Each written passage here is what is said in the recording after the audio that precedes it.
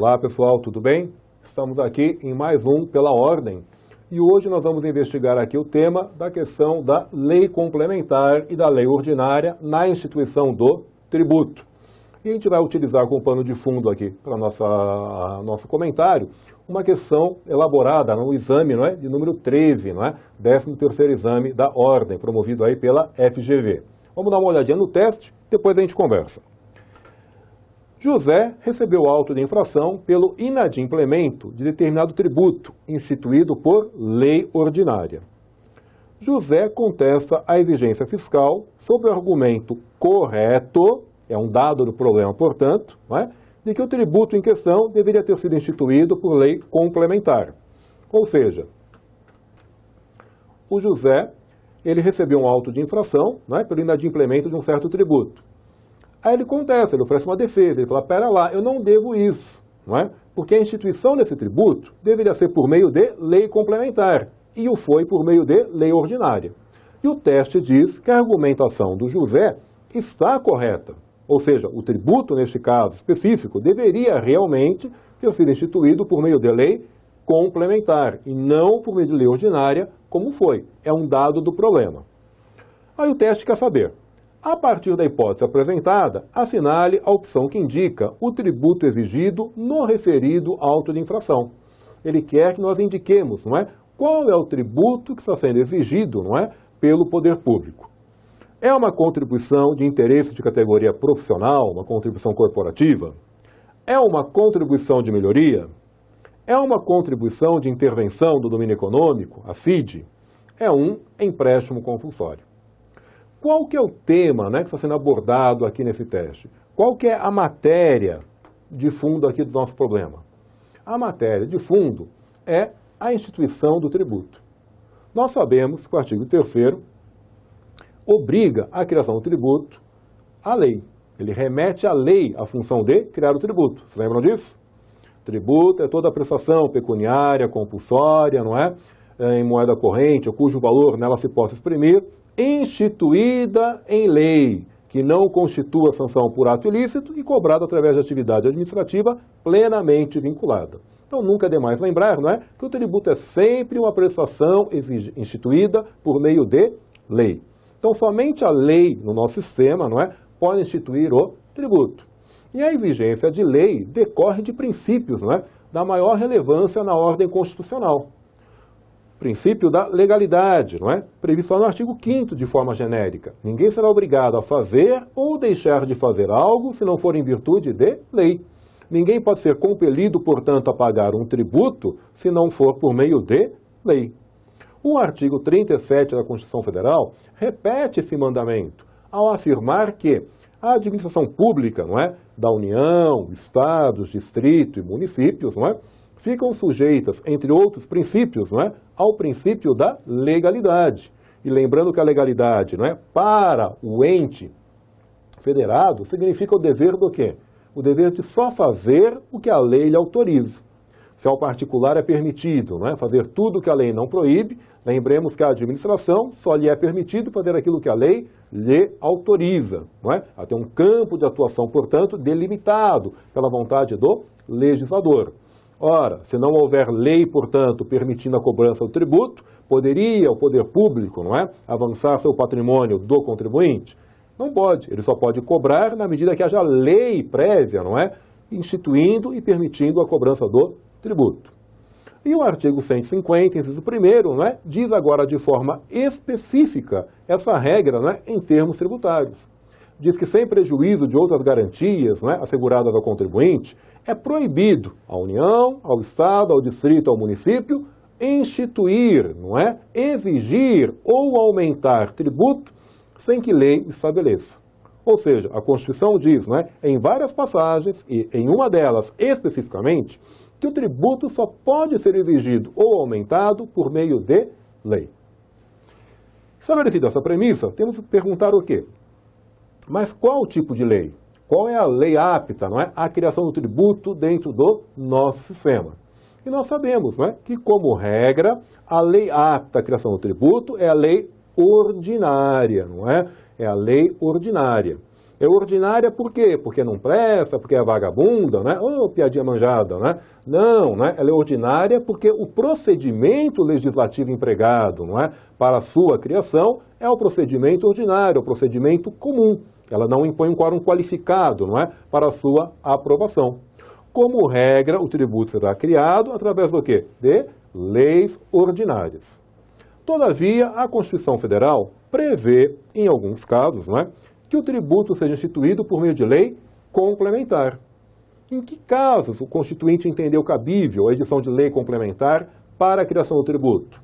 Naqueles casos, naquelas matérias, que ele reputou mais conveniente um debate mais amplo por parte do Congresso Nacional. Ou seja, são hipóteses em que o Constituinte entendeu por bem de amplificar o debate, amplificar a discussão sobre a criação do tributo. E, para tanto, impôs a criação do tributo, não é, através de um quórum qualificado. A lei complementar difere da lei ordinária, não é, seja pelas matérias de que ela trata, seja pelo quórum com que ela é aprovada, não é? A lei complementar, ao contrário da lei ordinária, demanda a maioria absoluta para a sua aprovação. Como regra, o tributo é criado por lei ordinária, mas há tributos que são instituídos por meio de lei complementar. E quais são os tributos instituídos por meio de lei complementar? Não é? Já que é exceção, e normalmente a exceção ela é mais importante do que a própria regra, não é? Na hora do nosso exame. Nós sabemos que alguns tributos são expressamente, não é, remetidos à lei complementar. Quais são eles? Empréstimo compulsório. Qualquer tipo de empréstimo compulsório? Sim, não é? Ah, mas o empréstimo compulsório não pode ser em caso de guerra, calamidade pública e financiamento de investimento público? Pode. Mas em caso de guerra, também tem que ser por meio de lei complementar? Também. Difere do imposto extraordinário em caso de guerra. Este poderá ser instituído por meio de medida provisória até. Mas o empréstimo compulsório em caso de guerra, não é, externa ou sua eminência, ou em caso de calamidade pública ou financiamento de investimento público, demandará sempre o quê? Lei complementar. Então, o primeiro tributo, não é? Que a gente vê lá no artigo 148, que exige essa espécie normativa. Além do empréstimo compulsório, que outros tributos, não é, exigirão lei complementar para a sua instituição? Contribuições para a Seguridade Social.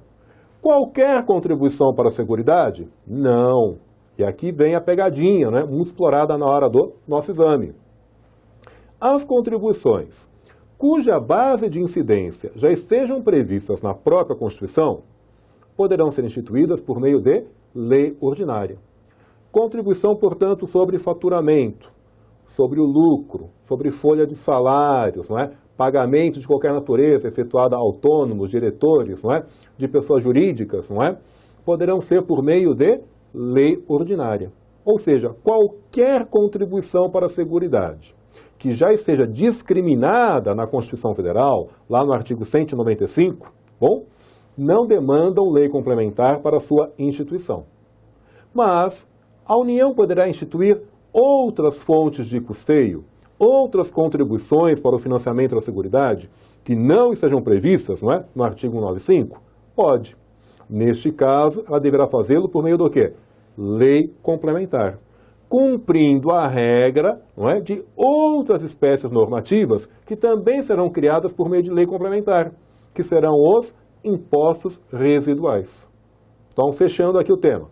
Primeiramente, empréstimos compulsórios. Depois, nós verificamos o quê? Contribuições para a Seguridade Social residuais. Quais são essas contribuições? São aquelas que não estão previstas na Constituição Federal atualmente. Porque aquelas que já estão previstas poderão ser instituídas por meio de lei ordinária. Qual é a outra categoria, não é, que carece de lei complementar?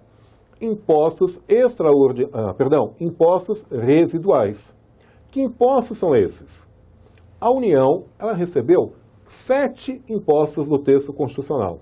Ela recebeu a competência para instituir 7 impostos. Imposto de importação, exportação, imposto sobre a renda, o IPI, o IOF, o imposto sobre propriedade territorial rural e o imposto sobre grandes fortunas. A União poderá criar outros impostos, além dos 7, né, que acabamos de mencionar? A União pode. Ah, o Estado também pode, o município também pode? Não, só a União Federal. Porque estados e municípios do Distrito Federal só poderão instituir o quê? Os 3 impostos previstos na Constituição. ICMS, ITCMD e IPVA para Estado e Distrito, não é? E o IPTU, ISS e o ITBI para os municípios. Cada ente da federação só pode instituir o imposto que a Constituição lhe outorgou competência. A União, além dos 7 impostos, não é, previstos na Constituição, poderá criar mais impostos, poderá criar outros impostos. Essa competência é chamada de competência residual. E os impostos criados no exercício dessa competência recebem a denominação de impostos residuais. Entre os requisitos constitucionais para a criação dos impostos residuais está a não cumulatividade, a diversidade de base de cálculo ou de fato gerador e a veiculação por meio de lei complementar. Então, esses impostos residuais também só poderão ser instituídos por meio de lei complementar. E com isso fechamos, não é, o nosso leque de exceções. Então, o que a gente tem aqui como exceção, que demanda a lei complementar? Empréstimo compulsório, contribuições para a Seguridade não previstas na Constituição, as tais contribuições para a Seguridade residuais, impostos residuais e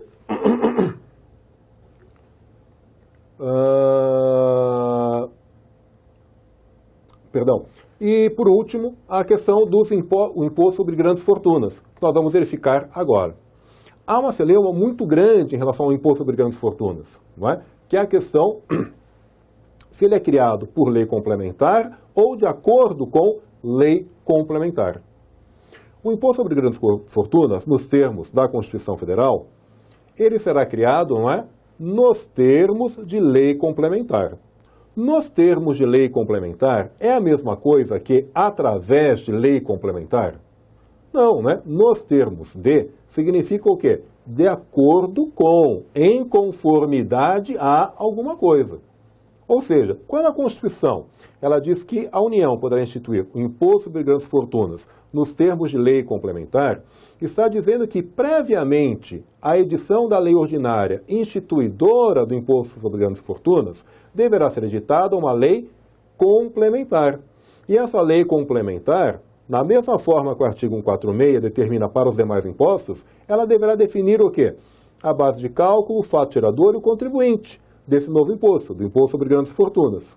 Se a União quiser instituir, subsequentemente, este imposto, não é, através de lei ordinária, deverá editar, portanto, uma outra lei. Mas a criação do IGF, do Imposto sobre Grandes Fortunas, não se fará, não é, por meio de lei complementar, mas se fará por meio de lei ordinária em conformidade à lei complementar.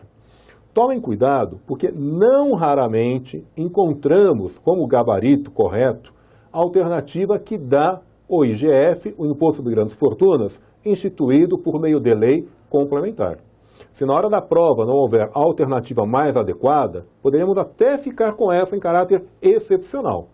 E aquele que não anotar isso como correto, e esse for o gabarito, pode até manejar um recurso, com grande possibilidade de êxito, porque a Constituição, na forma como está redigida, não deixa dúvida com relação à natureza da norma, não é, que irá instituir, não é, o imposto sobre grandes fortunas. Então, só para fechar o tema, não é, quais são os impostos aí que serão criados, os tributos serão criados por meio de lei complementar? O empréstimo compulsório, as contribuições para a Seguridade, não é, residuais, aquelas não previstas na Constituição Federal, e os impostos, não é, residuais. Tá claro? Vamos dar uma olhada aqui no teste para verificar como é que ficaria a alternativa correta, então. Temos que identificar entre as alternativas corretas, não é? Já que o José impugnou a cobrança, afirmando que deveria ser por lei complementar, e o enunciado diz que a impugnação dele está correta, temos que encontrar entre as alternativas qual é o tributo criado por lei complementar. A alternativa A fala contribuição de interesse de categoria profissional. Certo ou errado? Errado, não é? Essa será por meio de lei ordinária. Contribuição de melhoria, da mesma forma, né? Não é uma das exceções, portanto, será instituída por meio de lei ordinária.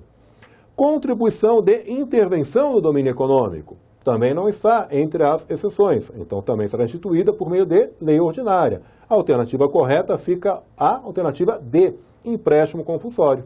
Vamos checar o que diz o artigo 148 sobre o tema? O artigo 148 diz: a União, mediante lei complementar, poderá instituir empréstimos compulsórios.